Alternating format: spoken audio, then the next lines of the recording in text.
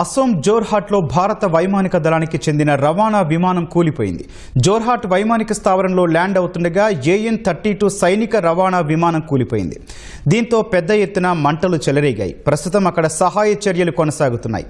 విమానంలో ఎంతమంది సిబ్బంది ఉన్నారో తెలియరాలేదు. ప్రమాదానికి సంబంధించిన వివరాలను తర్వాత వెల్లడిస్తామని భారత వాయుసేన తెలిపింది. 3 నెలల క్రితం కూడా అసోంలో సుఖోయ్ 30 MKI ఫైటర్ జెట్ కూలిపోయింది. ఈ ప్రమాదంలో 2 వాయుసేన పైలట్లు మృతి చెందారు.